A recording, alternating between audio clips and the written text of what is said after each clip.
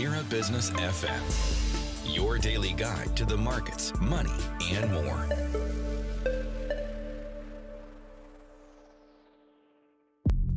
This is The Morning Drive. It's Mira Business FM. My name's Tim Elliott. Hello. We're going to be talking real estate now, and it's Dubai developer rankings and more, and how accurate are they or aren't they? And to answer that and to put forward some of the arguments in favour or not thereof is Ajay Menon, who is the CEO of Luxe Vista Real Estate. Ajay, it's always good to see you. Welcome. Likewise. Good morning, Tim. Good morning to you. Before we get to the real estate rankings and how this works, I can't get my head around it, by the way. I can't really work it out. So I'm relying on you today. At a launch last night, where were you? Last night or yesterday afternoon? Yesterday morning, actually. Morning, okay. So I was at Expo City. Okay. And they had a new launch in a new building in Expo Valley called Expo Valley Views. Strangest of amenities. I've never seen this in Dubai. Well, it's interesting this. And it takes quite a lot to. I'm not trying to say you've been in this industry a long time. I'm not reflecting on age, but it takes a lot to surprise you, I think. And you're kind of surprised. Yes, I mean I've never seen amenities like duck ponds before. Okay. Peacock aviary, butterfly garden. I've seen Miracle Garden. What is Butterfly Garden? I mean, it's a nice idea. Why not? 4 kilometer of horse riding trail. Cool. Close to nature. That's just few of their amenities. Really? And these things I've never seen anywhere in the world or anywhere in the world. I guess aimed at a very specific market. But if horse riding's your thing, if you're into peacocks, they are effectively guard dogs, aren't they? They are like guard dogs because even if you look at the palace, if you look at Zabil, you see a lot of peacock. Of course, it's great with that. It looks good. Plus, they are actually even more ferocious than guard dogs. Yeah, they're fascinating things. I think they creep me out is probably a little bit, but I'm always a little bit wary. I've been I don't know. There are some at Jebel Ali Hotel, and I keep my distance. No, but these people keep surprising me every time because the last time I went there, I mean, they had told me that there's going to be gazelles in the valley. Mm-hmm. They have a lake where they will have mosquito larvae eating fish. That's what they're going to raise there. And now every launch they're surprising me even more. It's remarkable, but I mean, this is an area that you really like, isn't it? The Expo Dubai South, as Dubai spreads, it's something that you've been talking about for a while. Yeah, people are actually confused with what I mean by Dubai South, or what people mean by Dubai South. For some people, it's just that little area in and around the airport. That is not Dubai South. That is okay. The term they mean Dubai South is that, but when I say going towards Dubai South means for me anything beyond that. You're talking about Oasis by Imar, the Grand Polo, the Jumeirah Golf Estates too. So anything from this direction going towards Abu Dhabi, I would consider is like going towards Dubai South. I don't mean to say Dubai South per se. And Expo City is definitely the hub of everything which is going to be there. Yeah, for sure. Yeah, absolutely, for sure. What would aside from all the amenities and the peacocks and the butterfly garden and the horse trail, there was something else you mentioned, duck ponds. Aside from that, what was the development itself like? Very nice because, see, they are still one of the really few developers that actually focus on actual livability rather than fitting a price into a unit. What I mean by that is basically they are giving you enough living space in their unit. Right. Okay. A one bedroom, you're talking about around 900 square feet plus. Whereas a one bedroom in regular other developers, you're talking about anything from 550 square feet to 700 or maximum 800 square feet. You don't see anything beyond that. Yeah, okay. They're substantially bigger. Substantially bigger. So if you really look at your price per square foot, it makes a lot of sense. And there's a lot of room for appreciation for any investor. It's probably one of the best. Normally, you only tick one box. It's either an investor unit or it's a end user unit. This is something that will tick both the boxes. Okay. And it's Expo City Views? It's What's called it? Expo Valley Views. Expo Valley Views. Okay. So that was launched yesterday. What kind of response do you, if you... Oh, it's like they've got a few buildings coming in. The first building was sold immediately. The second building, they're just accepting expressions of interest now. On the launch date, it's gone. Do you know what's funny about this is I said to you there, and I thought, why did I even ask that question? Because I know it's going to be gone. And then it's always, this is not you being hackneyed or anything. It's always, first building's gone, second building, expressions of interest are there. It's like, that's always the way it is. Oh, this is just one part. I mean, there was another one which happened in Dubai Islands. They were supposed to launch only one tower. Launched the first tower, within 2 hours, all gone. So they had to launch the second tower immediately with additional 7 to 8% increase in prices from the first tower. Also got sold out. Now they're collecting the expressions of interest for the third tower. Okay. Yeah, and there's a real estate crash coming. Yeah, that's what people say. Yeah. I mean, see, if you have a good product, if you know the idea, the investors are here, people know Dubai is still very young. It's a great market to get into. I mean, if you look at the rest of the world, where are you going to put your money in? In which asset class are you going to put your money in? What is safe? Yeah. I mean, the things developing in North America and the North Atlantic, you never know, right? I know. It's a complex web, the world at the moment, so it is. All right, let me ask you about this, because I'm trying to get my head around how developers are ranked. So I'm going to start here. I know this is something that you have a lot to say about. Let's put that out there. But how long have we been ranking real estate developers in Dubai, AJ? Oh, they've been ranking it for some time, but it wasn't really marketed much before. This started becoming more of a topic since after we recovered from COVID, and everybody in the world started showing their interest in Dubai. So many more new developers have come in. So the developers who are already present and active here had to show why they are still the best, or why they're better than the new entrants. Okay, so how does it work with developers? Because I just did a quick Google search this morning, the best real estate developers in Dubai, and I have to be honest, I just thought, no, I can't even start. I don't know where to start. Okay. It was confusing, let's put it that way. See, that is a part. This is exactly what I want to explain here. Yeah. Because all those rankings are depending on what metric they use. And every publishing house or every agency that rates us have their own metrics. And if you ask the data from the developers, if you collect the data from the DLD, what they're going to find is basically they're ranking in two different formats. One is by the number of units sold, or the volume based. Right.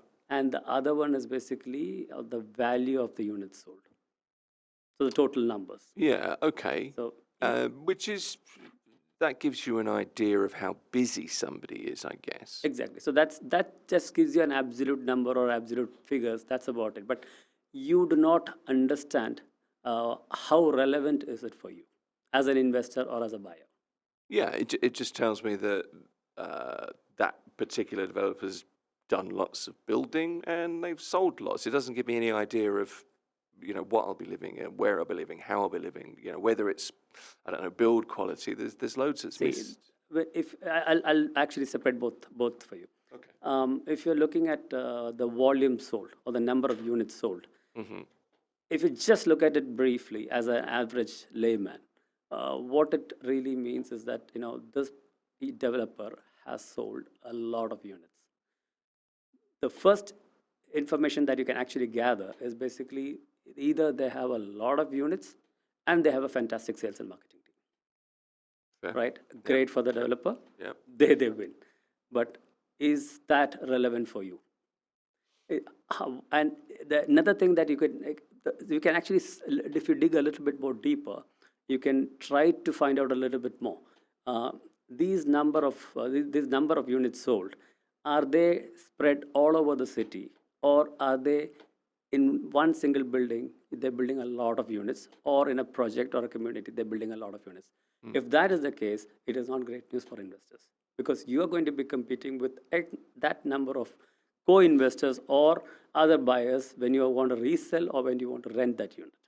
Okay, I'm with you.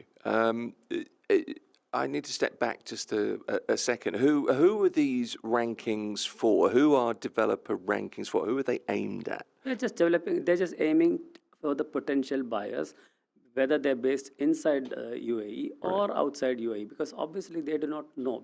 The people assume that, they're top in the rankings mean they must be respected developers, so it is a very safe investment. This is the message that they want to convey. But there are some positive aspects as well. So if you see a developer having sold a number of units, you can also see that most of them might have internal construction unit themselves, which means they can deliver the product in time. Okay. Which is actually a good thing for the investors. Yeah, for sure. So when you see, there are loads of different rankings online, and developers rank themselves very often, and all sorts of people are ranking all sorts of people. How do you know which one you can trust? I'll come back to that after I deal with the other one also. The value of the units. All right, as well. no, fair enough. So when you look at the value, then it could also be that it's just an average developer selling average products at over expensive prices. Yeah. So it could be just inflated prices on average units. That is not a great thing for you. But it could also be that they fall into that ultra niche category, who are focusing only on those luxury segments and big ticket items. And if they're able to sell it and people are buying it, which means it's a great thing. So you can look at it but you have to do a little bit of due diligence. You just cannot take these rankings at face value. For me, I think the best rankings should be done by the brokers or consultants, because we know what is happening in the market. The best metric, if you would ask me, is basically the user experience. Well, that would make sense, but then it's very difficult to be able to really 100% trust user experience, depending on how you gather the data. To me, do you know what I mean? Because I'm going towards the Amazon review kind of thing, and I wonder, or just online reviews. I don't really want to pick anybody out in particular. So that's difficult in and of itself, which is why I'm thinking the trust thing comes to the fore. And that is why I say you have to come to the people on the ground who's living and breathing real estate. Which means, we as brokers and consultants, we talk to a lot of end users. So when we say the user metric should be user experience, means what do we mean by that? We ask a lot of people. If the tenants and the owners say that the quality is great, it's a great living experience, the amenities are great, the community management is great, and you don't find any distressed deals, and these buildings or projects, they perform much better than your other comparable in the same area or the same building type, that means you have a great product. And this also means that your product is easily you can resell it easily. Okay. And it's basically more like a liquidity. Your real estate investment should be liquid. And if a product is easily resellable because they have a separate track record, meaning people love their product, and once it comes to the market, they are willing to buy it at the fair market prices or even slightly at a premium. So you are looking at value growth, you're looking at resellability. If you look at that rankings, all these rankings that you see, it will not be the same developers on top. The rankings will be drastically different. Really? So there should be kind of a combination. I was thinking about this as well this morning. So if you look at all the important things when it comes to real estate, so delivery, okay, quality of the project. I guess to an extent there's the scale of the developer portfolio, so you can really look at apples for apples, oranges for oranges, side by side. But then there's also that kind of almost indefinable quality of market reputation, which is built over time. So if you have a combination of all of those things, That would be a reasonable metric, wouldn't it? But then you need a professional body of some description to be able to put commercial reality to one side and to look at it objectively. I think ranking organizations or ranking publications should be talking to at least about, or take a survey by sending this to 10 or 20 different brokerages in Dubai, and then get that ranking and make an average out of it. Okay. So that will give you a clear picture about, because we on the ground, we know which units are performing, which units are not performing, what are going into distress, what is not a distress, what gets sold immediately, which units have that value growth, which will give you a much more capital appreciation over the years. We have all that information. Nobody approaches us for that information. Well, and we have increasingly.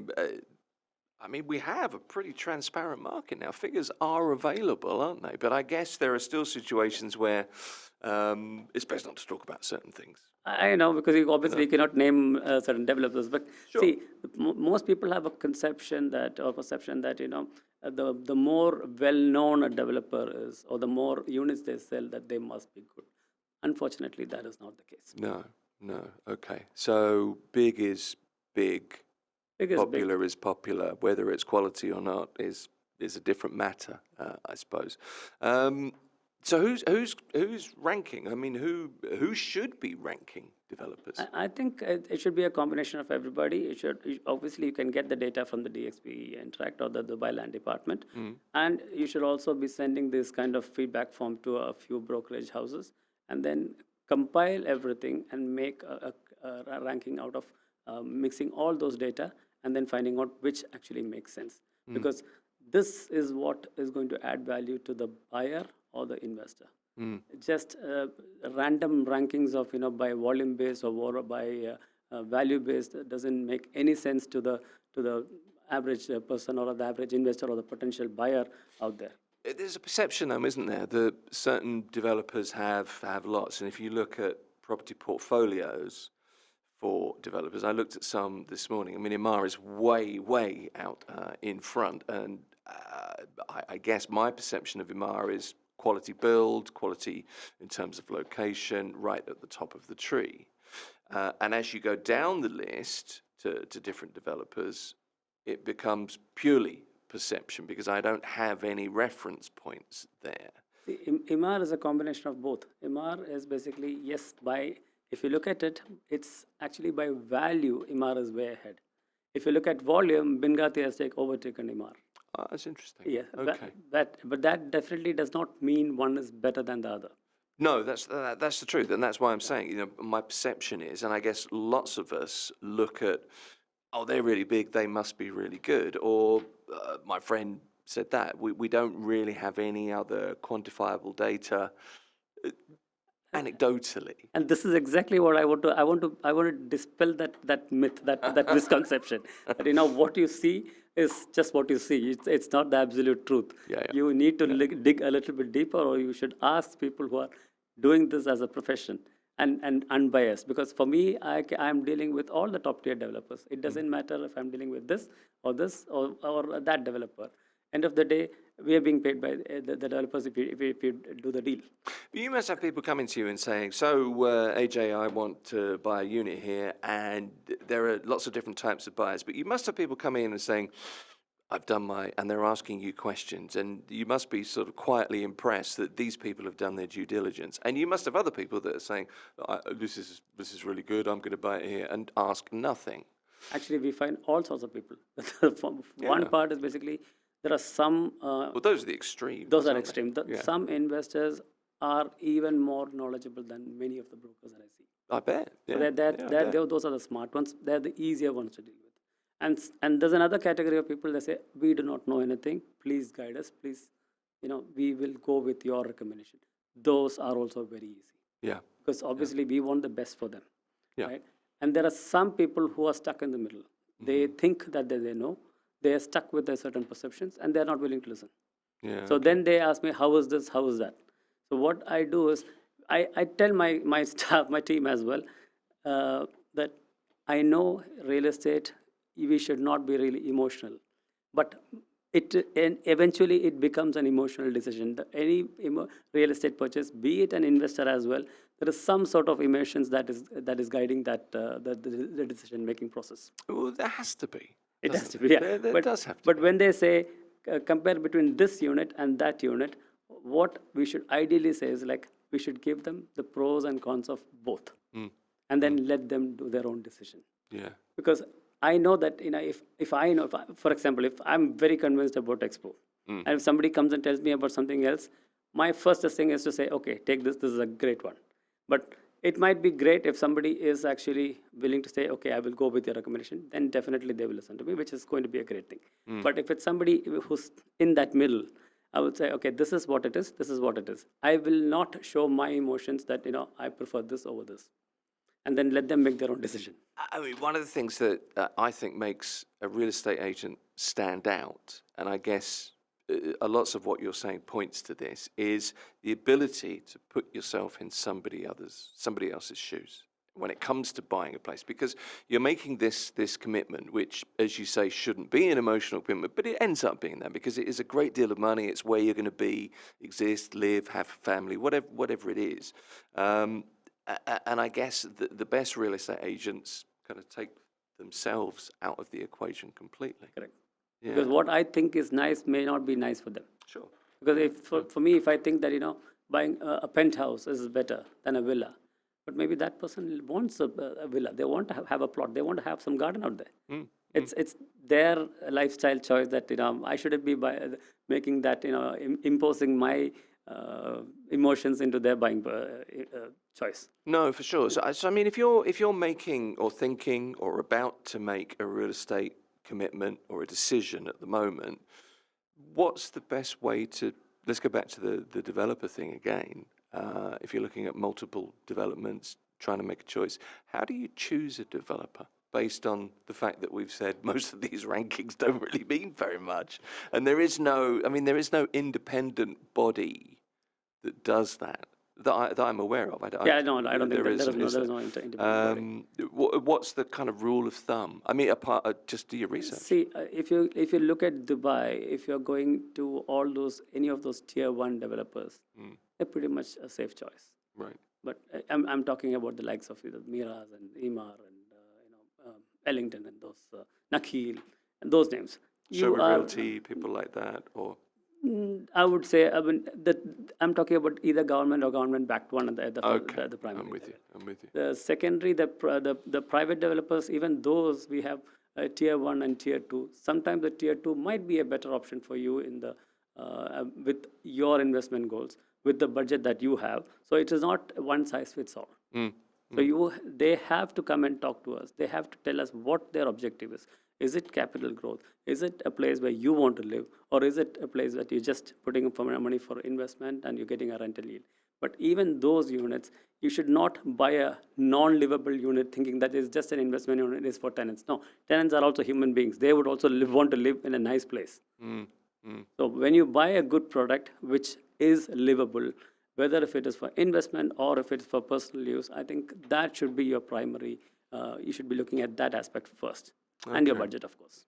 And when you do your research, look at, obviously, recommendations, reviews should be part of that, I guess. Talk to people. If you trust one consultant, talk to him. If you do not, you speak to 2 or 3 other consultants and try to get a uniform information. If 3 people are saying that this particular project is good, this particular developer is good, obviously that developer is good.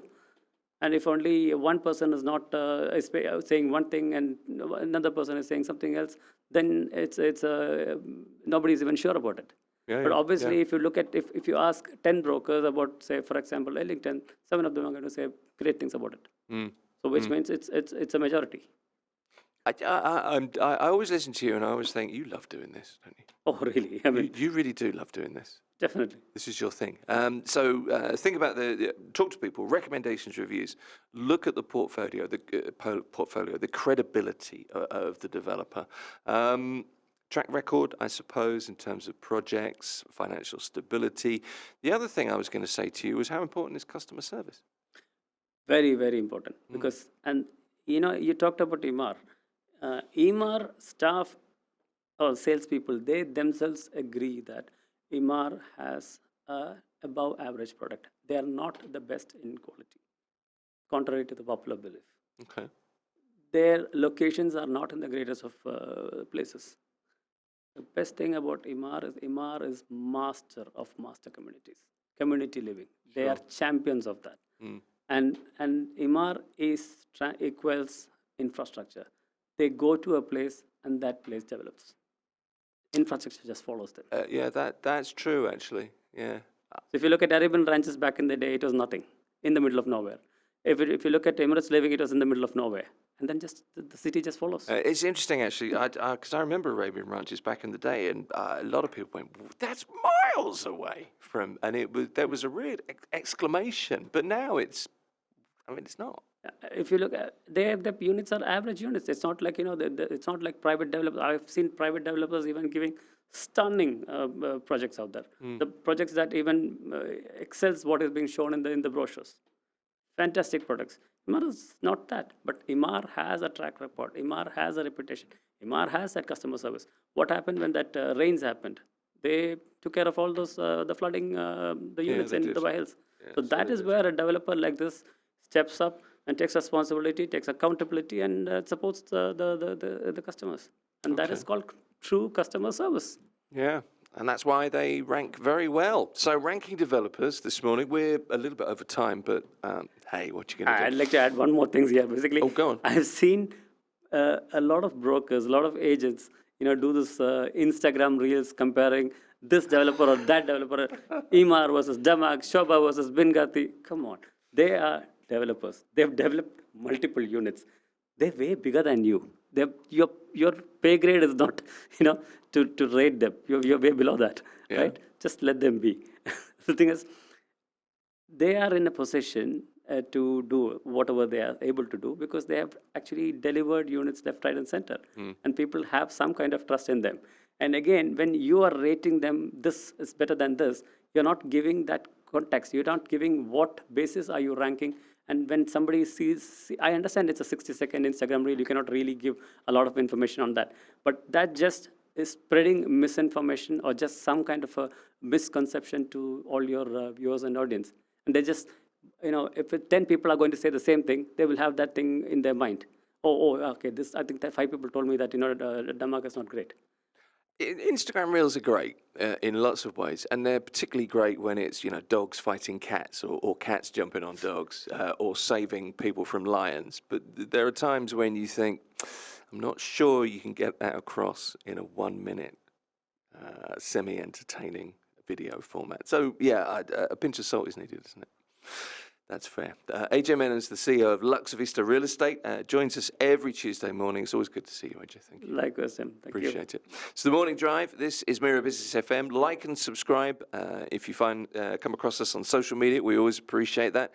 Get in touch. Tell us what you think. And don't forget, everything we do is available to listen and or watch again. So find us where you get your podcast by searching Mira Business FM. And a quick point of order, we have a new show, Crossroads. It's a collaboration with Middlesex University. It's presented by David Tully, who is a regular guest on this show, and Dima Magal. Say it's on every Friday, 1 to 2 p.m. The global media industry, media business news, and more. Once again, wherever you get your podcast from, it'll be there too. Search Mira Business FM.